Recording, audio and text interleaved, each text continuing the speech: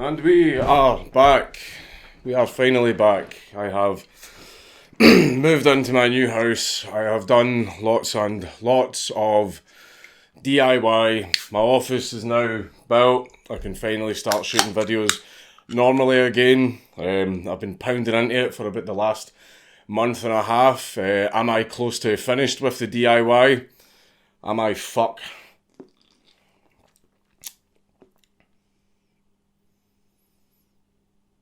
New year, new me, new mad lads.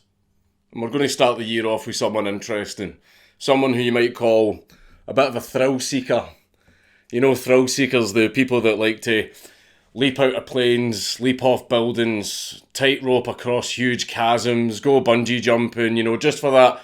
You know, these are the type of people that risk an extremely painful and gruesome death just for that little hit of adrenaline. But that little hit of adrenaline ends up becoming like a drug. A drug that a lot of these people become addicted to. Now, I personally would never do any of that shit, right? Fuck that.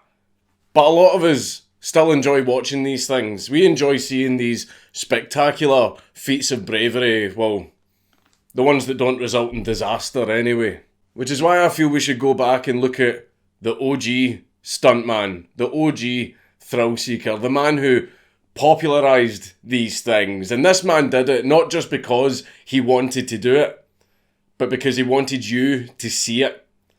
This man turned his bones to dust for your entertainment. Evel Knievel.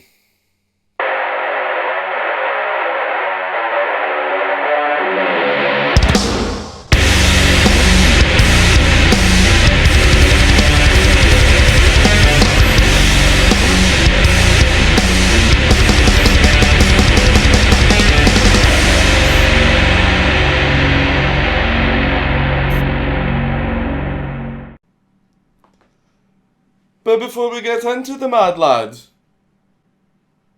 it's your boy, Raid Shadow Legends, but this time it's now on PC and Mac for the people who for some reason own a Mac. The hottest dark fantasy mobile RPG out right now has done so well that it's now been fully launched on PC.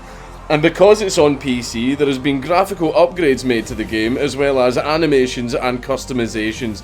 Being on PC allows the devs to add way more graphical shininess than they could on mobile. The best thing is, the game is still totally free, and it's also cross-platform, so you can play Raid anywhere, against mobile users, PC users, and Mac users. Yeah, Mac users! And still, my favourite thing about the game is farming salt in the PvP arena. There are over 400 champions for you to collect and customise, but on PC. See? Look! That's not CGI. It's not CGI. It's on PC. See? It's on the PC now. It's on the PC and Mac. Installation and registration only takes a few minutes. Also, my Discord has started a clan. The clan name is Actual Cesspool, and the clan tag is Your Mum. Hellbits is the leader. My Discord has formed a Raid Shadow Legends clan. What could possibly go wrong? So if you click my link down in the description, you will get 50,000 free silver and a free epic champion as part of the new player program. And then you can also join my Discord's clan. It won't be toxic, I promise. The following statement represents only my personal opinion and not the opinions of Raid Shadow Legends, Plarium Games LLC, or subsidiaries thereof. Macs are for losers. You can't keep that in. It's staying in. Now, before we get into Evel Knievel, just a little word of warning. As this is a video about Evel Knievel, you are obviously going to see several instances of footage of a man seriously injuring himself. And I don't mean in the jackass sense where they do their stunt, they get hurt, and then they all get up and laugh about it. No, you're about to see several instances of a man almost fucking dying.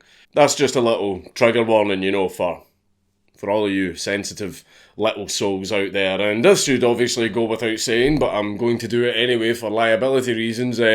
Do not try any of this stuff at home, and personally I'm not worried about that, because all of the footage you're about to see is definitely going to put you off ever even thinking about trying any of this.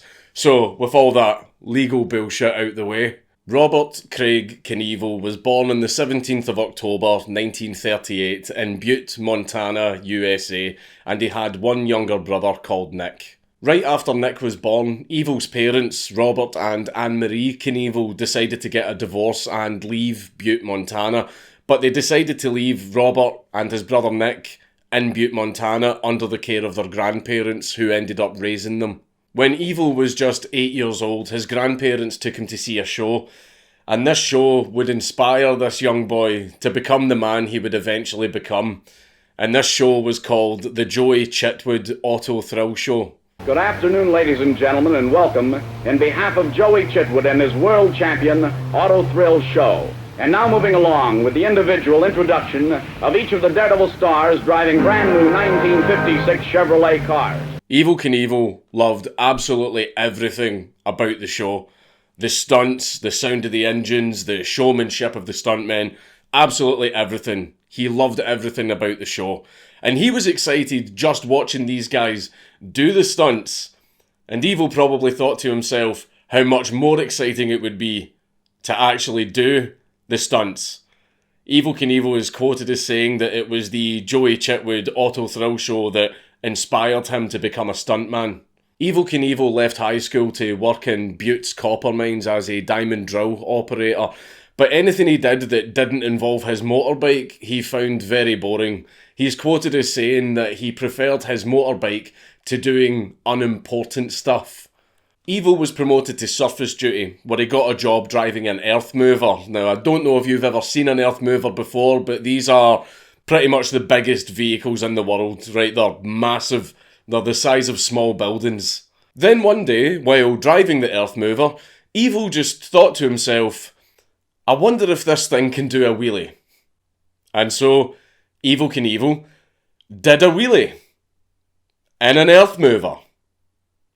He did a wheelie in a fucking earth mover. It turns out that, yes, you can in fact do a wheelie in an earth mover, but what Evel found out the hard way is, while doing a wheelie in a fucking earth mover, you can't actually see where you're going. So while doing his wheelie, Evel Knievel crashed directly into the power lines, completely destroying them, and it turned out that these power lines were the main power lines for all of Butte. So Evel Knievel knocked out the power for the entire city. He was immediately fired. Driving around everywhere on his motorbike and doing wheelies and earth movers gave Evel Knievel a taste of thrill seeking, and he wanted to start exploring it more. So he started taking part in local rodeos and ski jumping events that were happening in his area, and he became so good at ski jumping that he actually won a ski jumping championship in 1959. He also joined the army, where he ended up on the track and pole vaulting teams, and once he left the army, he returned to his hometown of Butte because he wanted to marry his childhood sweetheart, Linda Bork. So he kidnapped her. He was arrested and charged with kidnap, and then immediately after this, he kidnapped her again. Except this time it was successful, and they ran off and got married.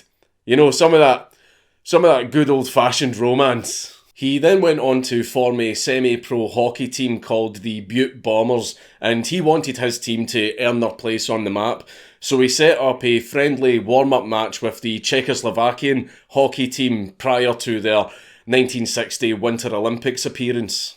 During the exhibition match, Evel Knievel was ejected from the game at the very start of the third period, and he just left the stadium. The Czechoslovakian hockey team absolutely annihilated the Butte Bombers, and after the game, when the Czechoslovakian hockey team went to the box office to collect the expenses they were owed, they didn't get paid at all, because it turns out that someone had stolen all of the gaming receipts.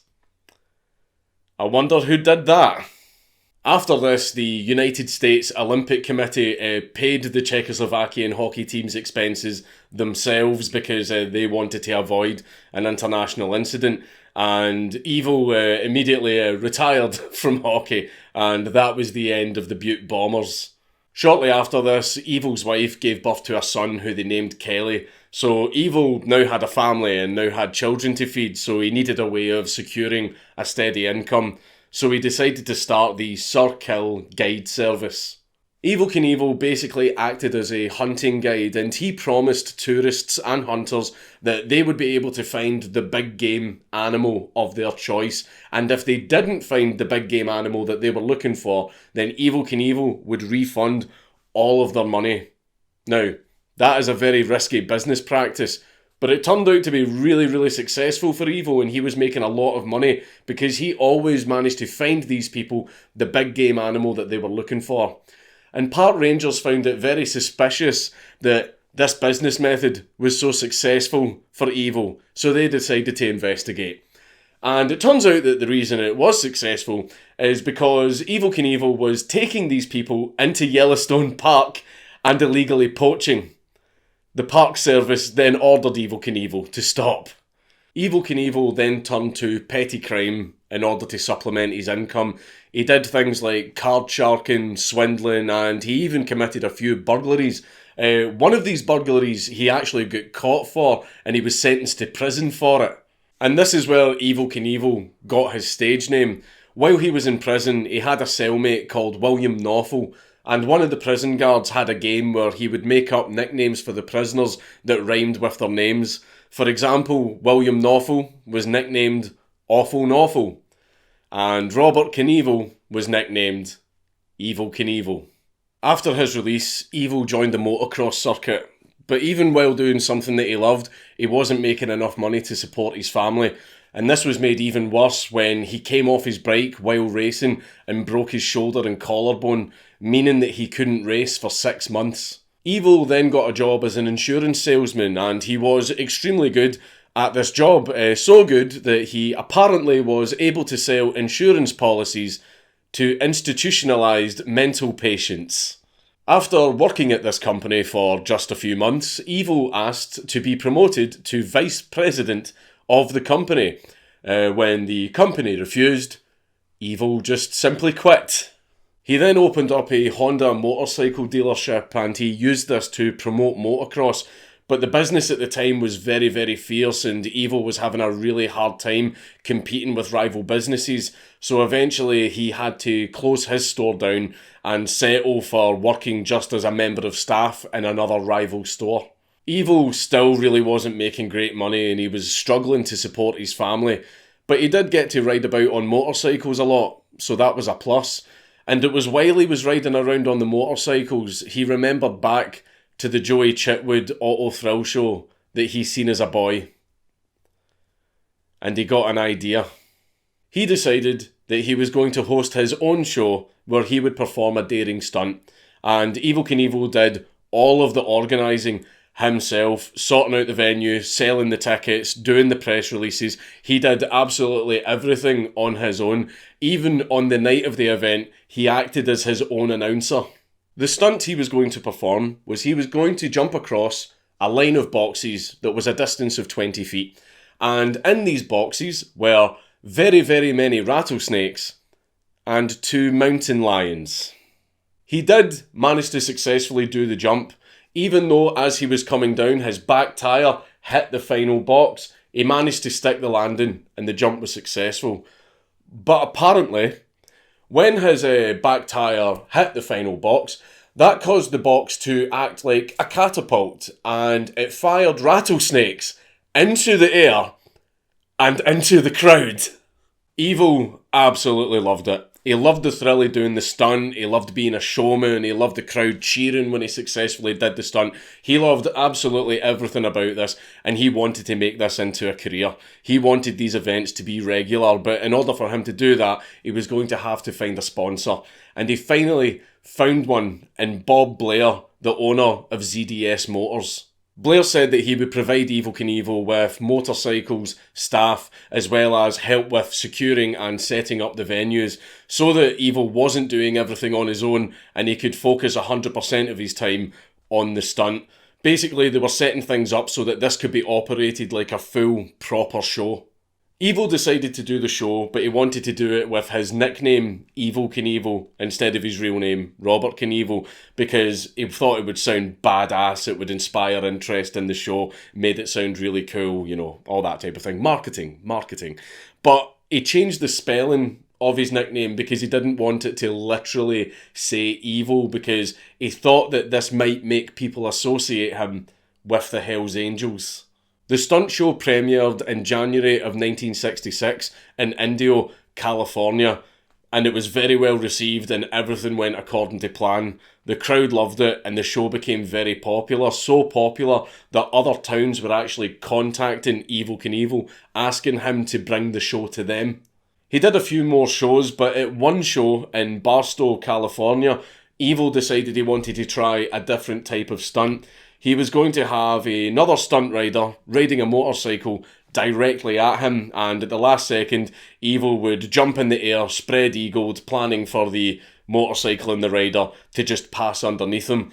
The only problem was Evel jumped too late, and the motorcycle and the rider smashed directly into Evel Knievel's groin at high speed, launching him several feet into the air. Footage of this accident is actually quite hard to come by, but I think I've actually found it because the jumpsuit that the guy's wearing matches the jumpsuit that Evel Knievel was wearing at that period in his life, and the accident is exactly as described. So I think this might be the footage of that accident, but that's not been confirmed. Evel was hospitalised for a long time because of his injuries, and because he was in hospital for so long, the stunt show had to break up.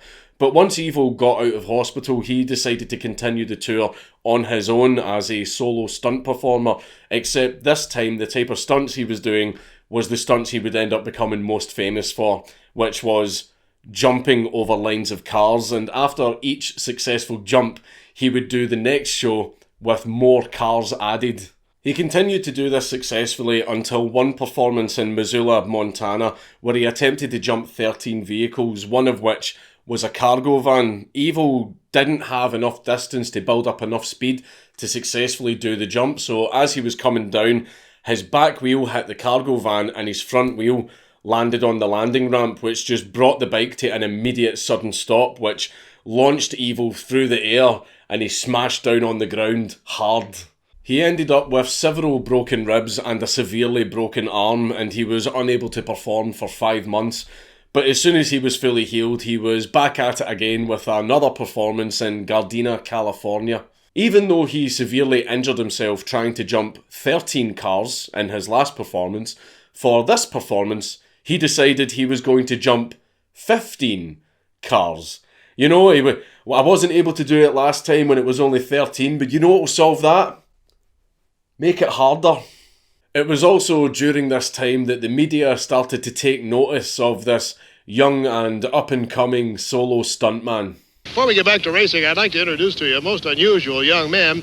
This is Evel Knievel, and his specialty in sports is to take a motorcycle up over a ramp and leap through the air some 90 feet. That's what he's going to try to do today, over 15 automobiles. Now, have you ever done 15 before, Evel? Bill, I never have. I missed a jump up in the northwestern part of the United States over 13, and I was hospitalized and laid up for nearly 5 months, and I sure hope that doesn't happen today. Wow, how many cars were you attempting at that time? 13. 13, and you missed it? That's right. You're trying 15 today? Well, the parachute's ready, the motorcycle's ready, and I'm not going to miss today. This was his first ever televised jump, and he actually managed to jump the 15 cars successfully. He tried to do this stunt again in Graham, Washington, but he didn't build up enough speed for the jump, and he ended up falling short of the landing ramp, and he landed directly on one of the trucks, which launched him from the bike. But this time, he was lucky enough to only suffer a serious concussion. You know, only a serious concussion. But believe it or not,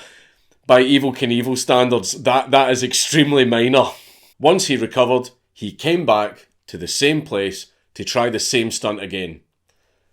And the exact same thing happened. except this time he broke his knee, 2 ribs, and his wrist. Evel got his first taste of national exposure when he appeared on the Joey Bishop show. This generated a lot of national interest in Evel Knievel, and it earned him a lot of new fans. Evel was then in Las Vegas watching a boxing match, and while he was there, he laid eyes on something that was going to both make and break him. Make as in make his career, and break as in break his bones. The fountains of Caesar's palace, because Evel Knievel took one look at them and thought to himself, I want to jump that. Evel decided that he was going to do it, but he had to get the event set up, and most importantly, he had to get permission from Caesar's palace to do the jump. But he had a plan in place to make sure that this would happen. He remembered back to his days of swindling, and he pulled out all of his old tricks. To try and get a meeting with the CEO of the casino, Evel Knievel created a fake corporation called Evel Knievel Enterprises. He then created 3 fake lawyers to make phone calls to the CEO of the casino. Evel also made several phone calls to the CEO himself, putting on a different voice each time, pretending to be several members of the media to try and trick the CEO into believing that there was huge media interest in this event. And all of this worked. The CEO agreed to have a meeting with Evel Knievel. And after the meeting, the CEO agreed to allow Evel to do the jump on New Year's Eve, 1967. Evel tried to get ABC to film the event live, but ABC declined. They did, however, tell Evel that if he filmed the event himself and the stunt turned out to be as spectacular as he said it was going to be, then they would consider airing the footage. So Evel started putting together the event, but doing everything he could to keep costs low as possible. He actually hired a film director, John Derrick, to film the stunt, and then he even had his own wife acting as one of the camera operators. On the morning of the jump, Evel Knievel was inside Caesar's palace, getting himself psyched, getting himself pumped up for the massive crowd and very many members of the media that had gathered outside for this event. And after arranging and paying for this event, Evel Knievel was now broke. He only had $100 left, and he bet his last $100 at the blackjack table inside Caesar's palace. And he lost it. And right before he headed outside to do the stunt, he went over to the bar and had a shot of wild turkey. I mean, that probably was not a good idea. I mean, I totally get having a little drink before a performance to help settle the nerves. I mean, even me personally, before I go on stage, I have a few pints to help with the old anxiety. But then again, I'm only telling jokes. I'm not flying through the air at high speed on a fucking motorbike. Evel then headed outside with a couple of showgirls and the Caesar's Palace staff to a huge cheering crowd. Evel then did a few practice approaches to the ramp to get himself ready, and then he lined himself up for the main jump. It was showtime. It was time to do the jump. The longest that he had ever attempted, 141 feet. It was time for him to appease this crowd who had all turned up to see a spectacle. And boy did they see a fucking spectacle. Evel accelerates at the launch ramp, hitting it at high speed, but Evel said that as he was climbing the launch ramp, he felt the bike suddenly decelerate, so he didn't have enough speed to do the jump. He goes flying through the air and managed to land on the other ramp, but the back wheel came down too hard, launching Evel into the air. He lost grip of the handlebars, and then, Jesus titty fucking Christ, we are literally watching this man's bones turn into fucking butter. Stop! Stop! Yamero! Fucking stop! The crowd just start screaming at the sight of this man being absolutely pulverised by physics. They were so horrified that many of them actually jumped over the barrier and ran in to see what they could do to help. The medical staff loaded Evel Knievel into an ambulance and rushed him to hospital. Now, there is absolutely no way that I'm going to be able to memorise all of the injuries he sustained, so I'm just going to read it from the list that I've got here.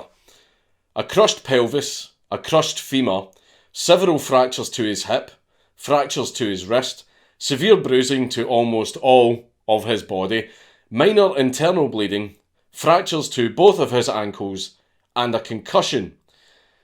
These injuries resulted in him being kept in hospital for 29 days. Now, despite the crash being an absolute failure, it made national news. Everyone now knew who Evel Knievel was, and ABC, who before the event were only sort of semi-interested, not really bothered about filming the event, they bought the rights to the crash footage like that, and they paid way more for the rights to the footage than they would originally have paid if they just came and filmed the event themselves like Evel asked them to. Evel was now famous. Even though he completely failed the jump, destroyed his body, and nearly died, this was still great PR. Evel wanted to continue his career as a stuntman and capitalise on his newfound fame. The only problem was absolutely nowhere would insure him. Even Lloyd's of London, who had the unofficial motto, "We insure anyone," rejected Evel Knievel 37 times. 5 months after the Caesars Palace crash, when Evel had fully recovered, he tried to do a jump in Scottsdale, Arizona, where he attempted to jump 15 Ford Mustangs. But he crashed again, breaking his leg and his foot. But again, this just earned him even more PR, and loads of places were kicking Evel Knievel's door in, trying to book him, and they knew they only had a small window to get him booked, because if they didn't book him fast enough, then he would eventually get into another accident, and then they would need to wait 3 to 6 months for him to recover before they could try and book him again. Evel was making around $25,000 per performance, plus sponsorships on top of that. Yes, even Evel Knievel was sponsored by Raid Shadow Legends. But the biggest sponsorships he was getting was from motorcycle companies. Motorcycle companies were fighting each other tooth and nail to get Evel Knievel to ride their motorcycles, because having Evel Knievel ride your company's motorcycles was probably the best advertising that a motorcycle company could get at the time. He continued having successful jumps until October of 1968 in Carson's, Nevada, where Evel Knievel crashed again, breaking his hip and his shoulder. Evel still continued doing all of his successful jumps, but he was always trying to improve on them and make them more spectacular. More cars, longer distances, faster speeds, always trying to really push himself to his limit. But there was one jump that he always wanted to do, and one day he just came out and announced that he was going to do it. He was going to jump the Grand Canyon. And he would do it because Evel Knievel had a principle, a very strong principle that he strongly believed in. And that principle was, a man should always keep his word. So when Evel said he was going to do something, he was going to fucking do it.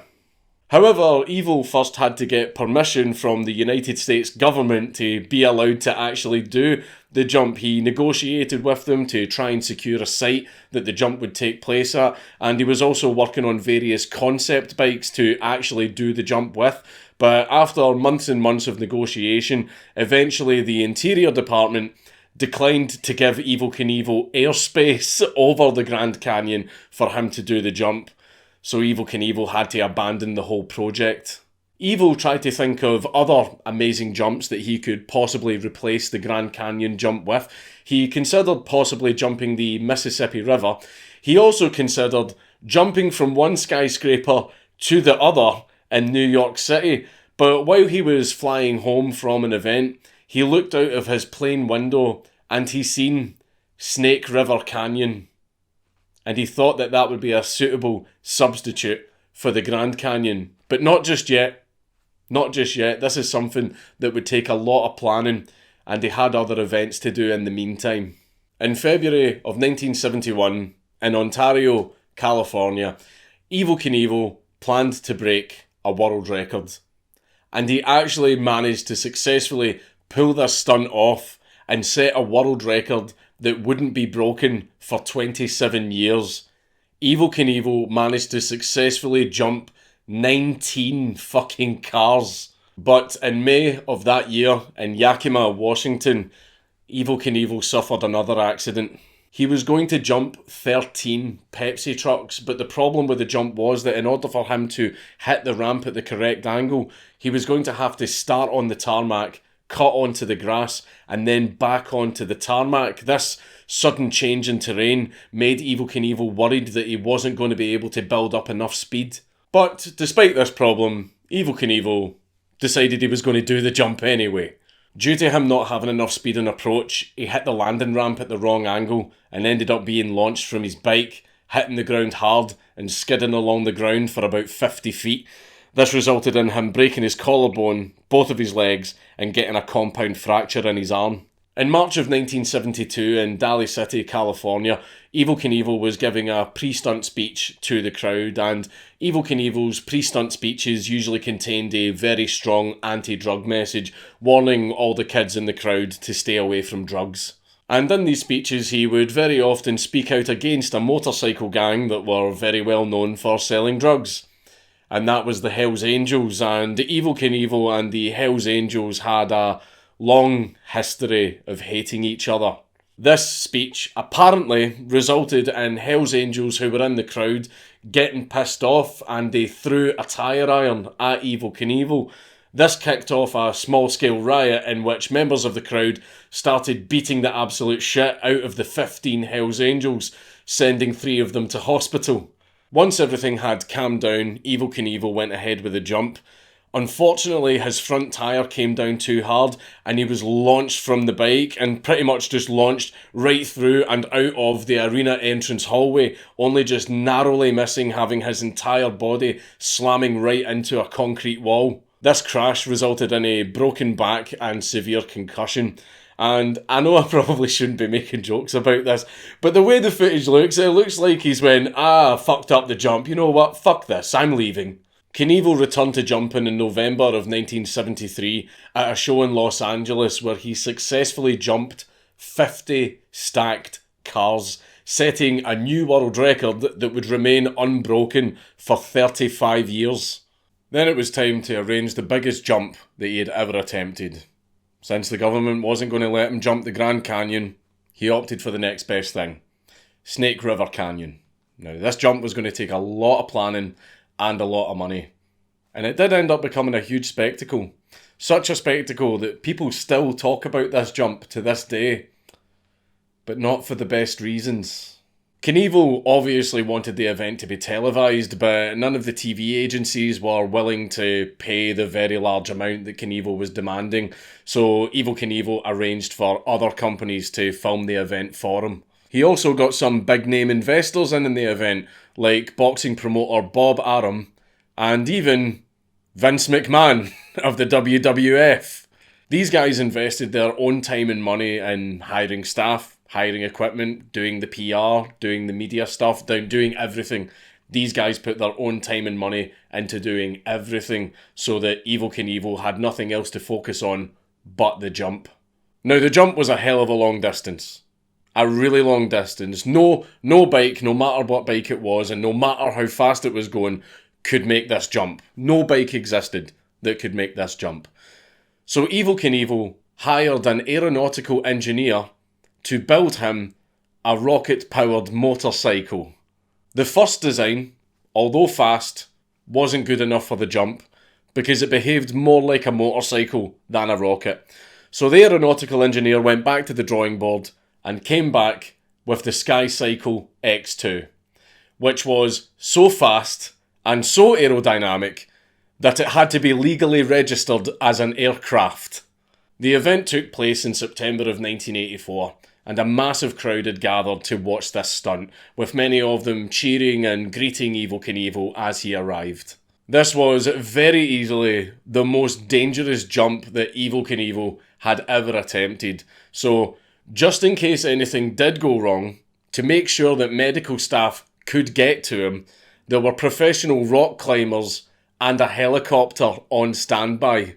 The SkyCycle was strapped into the launch pad, and Evel Knievel was strapped into the SkyCycle. It kinda looks like they're going to try and send him into fucking space. The organisers were performing their safety checks and waiting for the wind to die down, while the whole crowd that had gathered waited with bated breath for the countdown. But of course, something went wrong. Even though the launch was perfect and Evel was clearly going to make it because he was almost at the other side of the canyon at a good altitude, the Sky Cycle's emergency parachute prematurely deployed, slowing Evel down and causing him to actually start drifting back into the canyon. The crowd, who were just about to start cheering because it looked like Evel Knievel was clearly going to make it, were all now screaming, and all they can do was sit and helplessly watch as Evel Knievel slowly drifted down to the bottom of the canyon. What made the situation even worse is that as the Sky Cycle was descending, Evel Knievel could see that he was probably going to land in the river. So he started trying to disengage his safety harness so that when he landed in the river, he could get out the vehicle and swim to safety. The problem was, the safety harness was stuck. Evel Knievel was stuck in the vehicle, which meant that if he landed in the river, he was going to drown. Luckily, he just missed the river by a few feet, landing on the bank and only sustaining minor injuries. The helicopter team instantly went down into the canyon to grab Evel Knievel and carry him to safety. Now, there are a few theories about what could possibly have went wrong. Some people believe it just genuinely was a technical malfunction. But some people have said that Evel Knievel pulled his emergency chute on purpose to purposefully fail the jump, because Evel Knievel had learned at that point that not his successful jumps, but his crashes is what made national news. They were the things that everybody seen. They were the things that gave him the most PR. So a lot of people accused Evel Knievel of failing this jump on purpose to get maximum PR.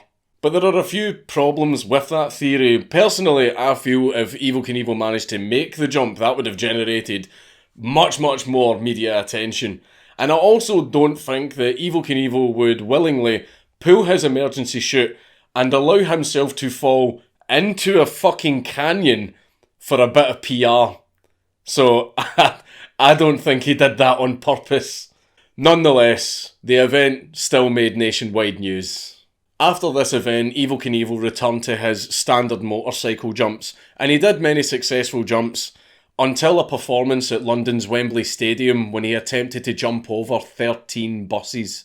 Evel came down too hard, causing his bike to bounce and launching him from it, where he lost grip of the handlebars and he slammed into the ground hard and drifted for many feet, and when he came to a stop, his bike landed on top of him. This resulted in him shattering his pelvis. Evel seemed different after this jump. The pain was excruciating and it triggered something in him that his team had never seen. Evel Knievel seemed defeated. You know, even after crashes where he's seriously injured, he would still be in good spirits, but this time he wasn't. Something was different. And despite being in excruciating pain, Evel Knievel asked the organiser for a microphone, and he delivered a message to the crowd that shocked everyone. Ladies and gentlemen of this wonderful country, I've got to tell you that you are the last people in the world who will ever see me jump, because I will never, ever jump again. I am through. Everyone was shocked. Evel's fans started freaking out because this was the first time they'd ever seen him like this. Usually he would just do his usual 6 months in the hospital, and then as soon as he was better, he'd be back on the bike doing stunts, but not this time. This was the first time that Evel's fans had ever seen him lose his confidence. However, this was obviously just said in the heat of the moment, because as soon as Evel Knievel was better, in October of 1975, he jumped 14 buses, setting a new world record that would remain unbroken for 24 years. He did, after this, announce his retirement again. Probably a better time to do it, you know, ending your career on a record-setting high note. But again, this didn't last very long, and he was straight back into jumping. Then in January of 1977, Evel Knievel decided that he was going to do another huge jump that was inspired by the movie Jaws that had only just come out 2 years earlier in the cinema. Evel Knievel was going to jump over a tank of live sharks, and it was going to be televised live. The jump, however, ended up getting cancelled and not happening at all because during warm-up jumps, Evel Knievel came down the landing ramp at a wrong angle and crashed directly into a cameraman. Evel broke both of his arms in the stunt and the cameraman suffered an eye injury and a lot of bruising. But Evel was absolutely distraught by this because this was the first time ever in one of his stunts that someone else had been injured.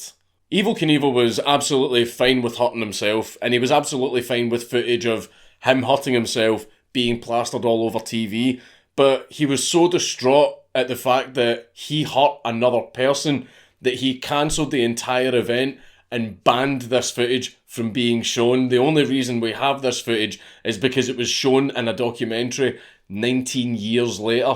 After this, Evel Knievel was only focused on doing smaller shows featuring himself, but his primary focus was on launching the career of his son, Bobby Knievel, who wanted to follow in his father's footsteps, and he did eventually become a famous stuntman just like his father. But the problem was the winter years of Evel Knievel's career were not great.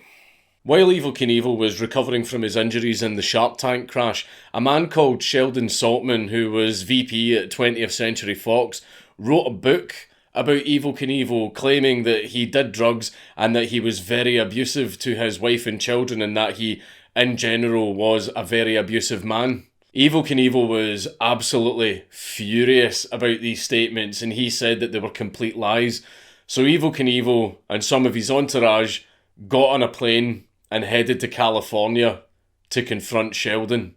They managed to track Sheldon down and confronted him outside of a studio, at which point one of Knievel's entourage held Sheldon in place, while Evel Knievel, both of his arms in casts, used a metal baseball bat to beat Sheldon over the head and body while yelling, "I'm going to kill you."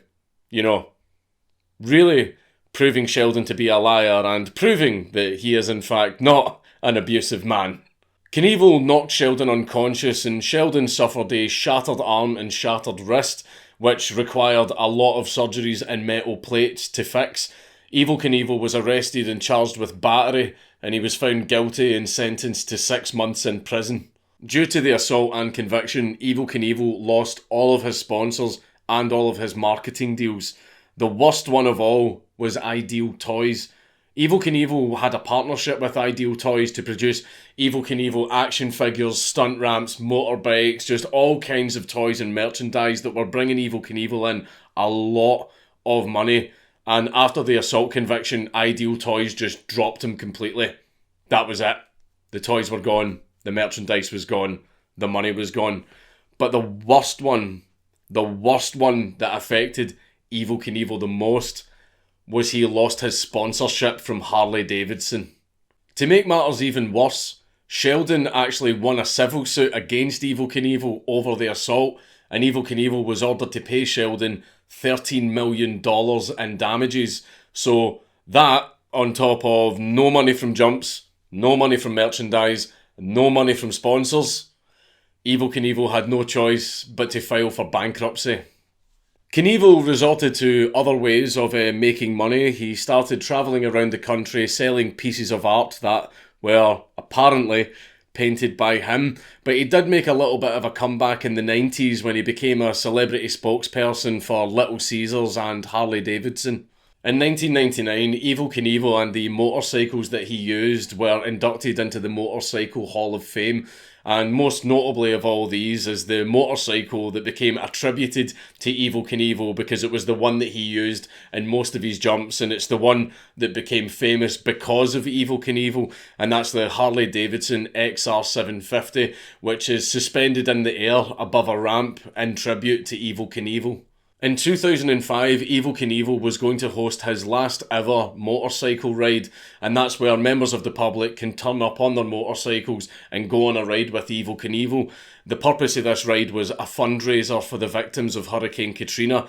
The problem was, as the event was approaching, Evel Knievel suffered a minor stroke, and because of this stroke, he wasn't actually able to ride his motorcycle, but he did still turn up to the event to sign autographs. And now we're approaching the final years of Evel Knievel's life, and you know, the problem with having a career where you're constantly annihilating your entire body is that later in life that can give you an awful lot of health complications. Shocking, I know. Early in his career, Evel Knievel contracted hepatitis C, and a lot of people think that this hepatitis came from one of the very, very many blood transfusions that Evel had to get, you know, after each accident. And because he had hepatitis for a long time, it severely impacted his health and most of all his liver. And in the 90s, he actually needed a liver transplant. There's a sort of a strange, sort of poetic, weird thing about how the liver transplant came about. Basically, Evel Knievel and his family were waiting a long time for a donor who was a match, but none ever turned up. So the doctors eventually told Evel Knievel that he, at best, had a few days, possibly a week, left to live. Evel Knievel asked the doctors if he could be released from the hospital so that he could be at home and die surrounded by his family. The doctors agreed to this and they let Evel Knievel leave the hospital. However, as soon as Evel Knievel got home, they got a call from the hospital telling him to come back immediately because a young man had died who was an organ donor and he was a match. And the weird thing about it is, the young man died in a motorcycle accident. In 2005, Evel Knievel was diagnosed with an incurable terminal lung disease and he was required to be on supplemental oxygen for 24 hours a day. He also had to have an internal body morphine pump installed to help him cope with the constant pain that he was always in from all of the injuries that he'd sustained throughout his entire life, and he also ended up suffering 2 strokes. Evel Knievel's health kept deteriorating, and then in November of 2007, while he was at home with a friend, his friend noticed that he wasn't breathing properly. So his friend called for an ambulance that came and took Evel Knievel to the hospital. But unfortunately, he died on the way there. Evel Knievel was buried at Mountain View Cemetery in his hometown of Butte, and the town treated his funeral like a massive affair. There was thousands of people in the streets, there was fireworks going off, there was people partying and celebrating Evel Knievel's life, and the eulogy at his funeral was actually delivered by Matthew McConaughey. Evel Knievel's legacy lives on though. He's had countless documentaries made about him, he's had movies made about him, he's had books written about him, and he gets referenced constantly as well in pop culture, and he's been parodied many times in cartoons like The Simpsons. Ladies and gentlemen, and especially little children, I'm glad you're all here to witness what may very well be my grisly death.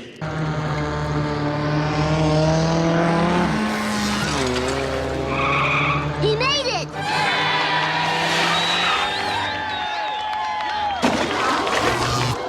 He is widely considered as the Daredevil. I mean, whenever you say Daredevil, Evel Knievel is probably the first name that pops into your head. I mean, even his jumpsuit became iconic. Everybody knows what Evel Knievel's jumpsuit looks like. I mean, you even get modern stunt bikers to this day who wear Evel Knievel's jumpsuit in tribute to him. You know, the most well-known one is Travis Pastrana, who on many occasions has worn Evel Knievel's iconic jumpsuit while he's doing stunts because Travis Pastrana is a huge fan of Evel Knievel. The moment that launched Evel Knievel's career was the moment he slammed into the concrete outside of Caesar's Palace. But despite that being the jump that launched his career, he never ever attempted it again. Evel Knievel never actually managed to successfully jump the fountains of Caesar's Palace. But in 1989, his son, who had decided to follow in his father's footsteps, returned to Caesar's Palace and avenged his father.